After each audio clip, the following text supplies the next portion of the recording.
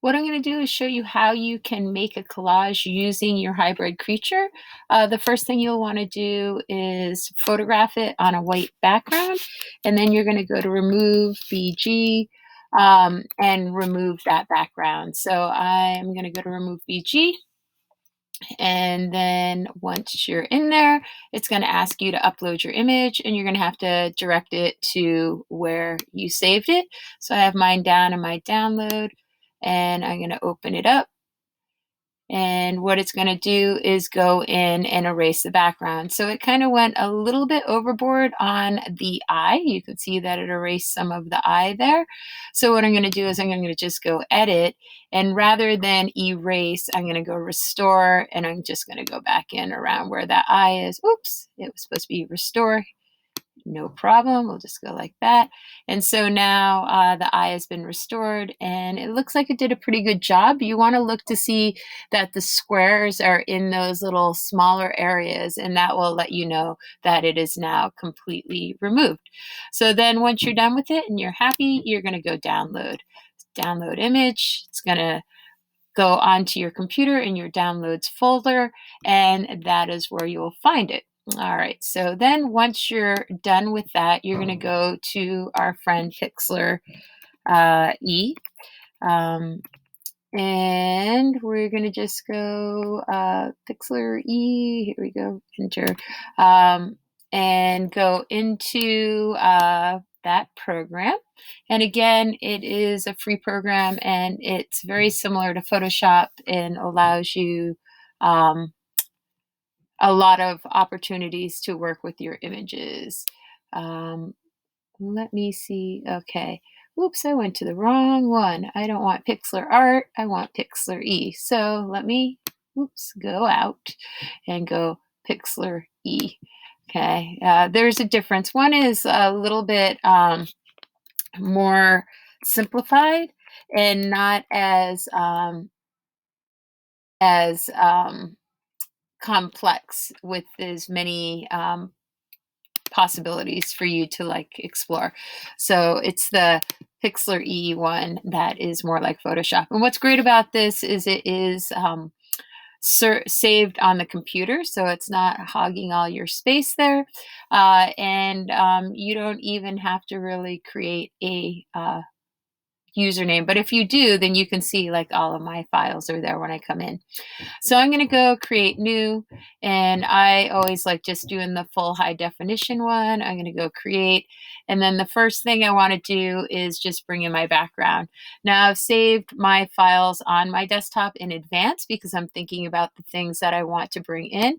And when you're adding your files, you'll just go plus, go get your image, and I'm going to go to my desktop and get my background. Where is my background? Okay. It should be here. Okay. Well, I will open this one up. I know this image is going to go in there, so I'll just bring my flower in there because I know I'm going to use that. And I'm going to go image. I'm going to go then bring in my clouds. And when I searched my images, I did either go to Remove BG. So I'm going to bring in this moon here. And I removed the sky around this moon. But sometimes you can search a image that is a PNG, and it's sort of not 100% consistent, but a lot of the times, like with this cloud, you're going to see that it's going to come in and there is no background around it. So now I have my images, and I am going to just take that in so I can make it the right size.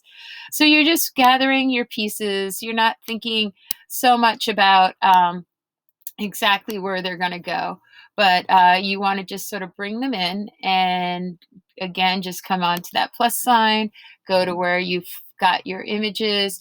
So I'm going to go to downloads because I know that's where I put my remove background right there, and I'm going to go open that up. And now I can see I have one version of my little blue creature.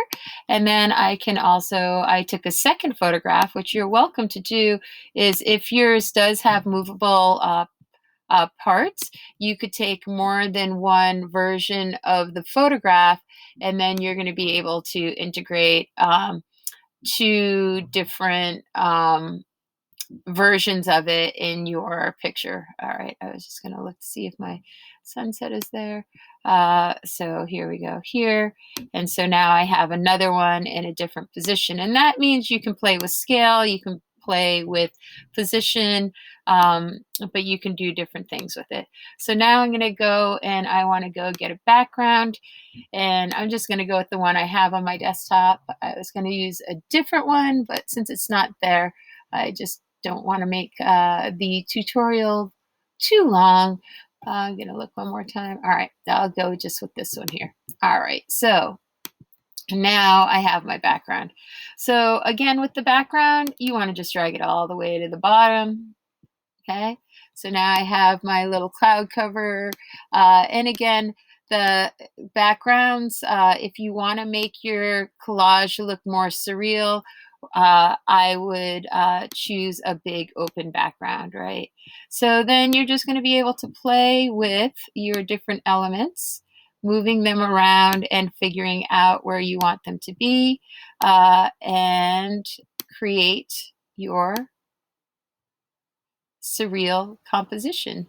Okay, and again, when you have an image that you like, if you want to duplicate it, then you can just go layer, duplicate layer, and what that's going to do is give you another version of it. If you don't like where it is, like if you want it to be in a different position, you just simply drag it up on top. And again, scaling as always, you just pull in at the corners, and it can make it smaller or you can make it larger, right? And you can crop off of the screen or keep it all in the screen. So what you want to do is just go ahead and create a interesting environment for your hybrid creature. And if I want that cloud in front, I can move it up here, right? And so now you can see he's sort of behind the cloud, right? Which makes it a little bit more mysterious. All right, and yeah, that's basically it. This isn't a fully resolved collage, but it does basically just show you what you will do.